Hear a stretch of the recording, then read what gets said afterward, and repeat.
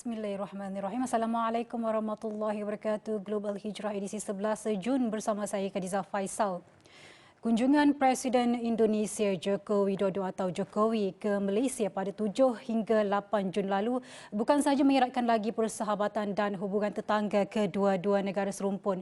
Sebaliknya, ia potensi besar Jakarta dan Putrajaya dalam memperkasa kesatuan dan peranan masing-masing di peringkat antarabangsa dalam berdepan pelbagai isu. Apatah lagi, dua nadi penting dalam ASEAN itu juga dilihat wajar untuk menjadi suara yang lantang, khususnya membabitkan isu-isu umat Islam global. Kehadiran Jokowi ke Malaysia bukan sahaja bermatlamat mengukuhkan hubungan rapat sedia ada, sebaliknya menyelesaikan segera isu-isu dalaman kedua-dua pihak yang tertangguh. Kunjungan ini turut menggemakan lagi semangat untuk menangani diskriminasi terhadap komoditi kelapa sawit, lebih-lebih lagi tekanan yang dikenakan oleh Kesatuan Eropah EU. Misi bersama kedua-dua negara ke EU baru-baru ini juga amat dihargai Jokowi dalam usaha menangkis pelbagai dakwaan terhadap ekspor minyak sawit dari Malaysia ke Indonesia. Sementara itu, 6 instrumen dua hala disepakati pada kunjungan Jokowi ke Malaysia kali ini. Antara yang dimeterai adalah perjanjian melibatkan hal berkaitan keselamatan sempadan termasuk di Ibu Kota Baharu Indonesia, Nusantara di Kalimantan. Turut disepakati kerjasama berhubung keselamatan perairan iaitu perjanjian berkaitan persempadanan laut wilayah kedua-dua negara di bahagian paling selatan Selat Melaka dan persempadanan laut wilayah dua negara di Laut Sulawesi.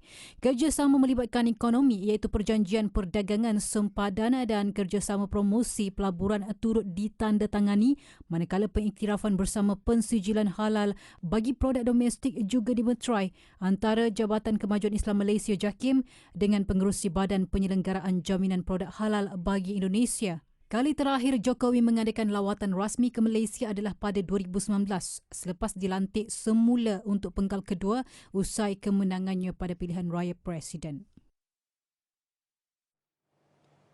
Sementara itu, hubungan Putrajaya Jakarta yang diistilahkan sebagai sahabat sejati oleh Perdana Menteri Datuk Seri Anwar Ibrahim dan Presiden Joko Widodo hakikatnya membuka potensi lebih besar dalam mencapai kebersamaan dalam berdepan pelbagai isu global. Penganalisis hubungan antarabangsa Universiti Utara Malaysia UUM, Ismail Hashim berpandangan sinergi dua negara berkenaan sebenarnya satu gabungan kekuatan yang mampu membantu menyelesaikan pelbagai isu serantau dan antarabangsa.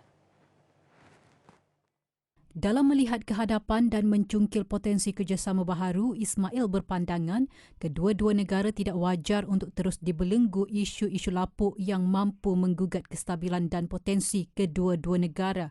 Jelasnya, Malaysia dan Indonesia mempunyai misi lebih besar dalam mencetus satu kekuatan baharu di rantau ini. Dan Indonesia dan Malaysia tidak harus terperangkap dalam isu lama, misalnya sempadan, isu pekerja asing, isu persaingan sumber asli dan perkara berkaitan dengannya. Mereka harus mereka harus bekerjasama untuk membentuk satu kekuatan baru di wilayah maritime antarabangsa Islam ini. Ismail juga optimis suara Malaysia dan Indonesia dalam memperjuang isu-isu kemanusiaan membabitkan saudara seagama. Lebih-lebih lagi yang dilanda konflik kemanusiaan akan lebih lantang dan mampu memberi implikasi lebih besar terhadap nasib mereka.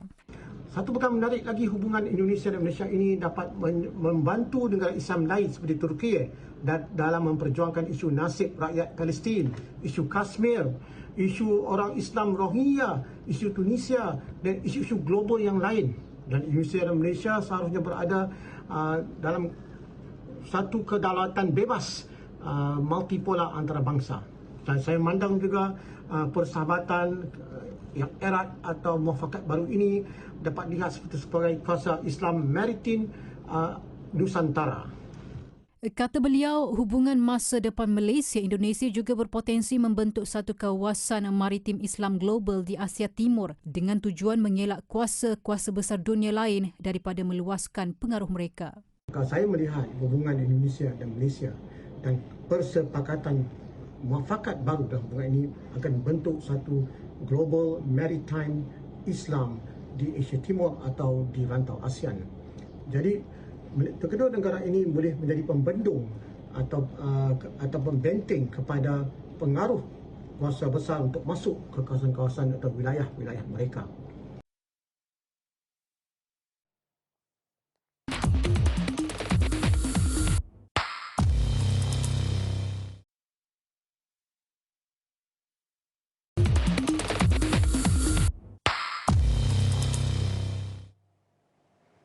Kembali dalam Global Hijrah, walaupun hanya 2 hari kunjungan Jokowi ke Malaysia, lawatan itu disifatkan amat berhasil dengan penyelesaian beberapa permasalahan penting.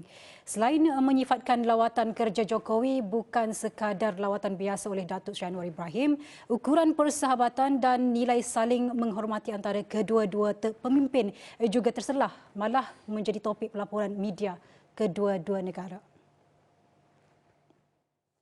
Antara yang menjadi tumpuan adalah istilah kakak yang bermaksud abang di Indonesia oleh Jokowi kepada Datuk Seri Anwar. Manakala Datuk Seri Anwar pula beberapa kali menggelar Indonesia dan Jokowi sebagai sahabat sejati. Kedua-dua istilah berkenaan digunakan ketika sidang media bersama di Sri Perdana pada 8 Jun lalu. Ini adalah pertemuan kali ketiga Jokowi Datuk Seri Anwar sejak Perdana Menteri dilantik menerajui pentadbiran negara November lalu.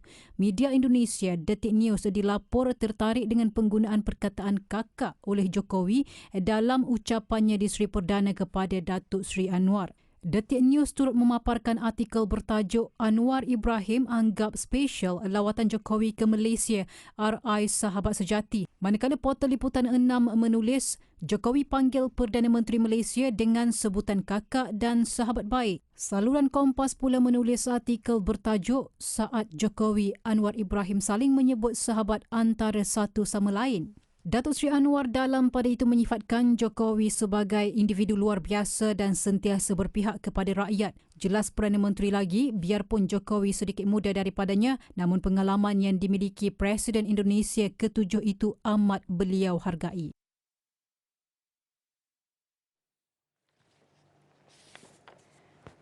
Terus bergandingan bagai sahabat sejati. Kita doakan keagraban Malaysia dan Indonesia akan terus mekar demi kebaikan rantau ASEAN dan tidak terkecuali demi memperkasakan suara negara Islam dari Asia Tenggara.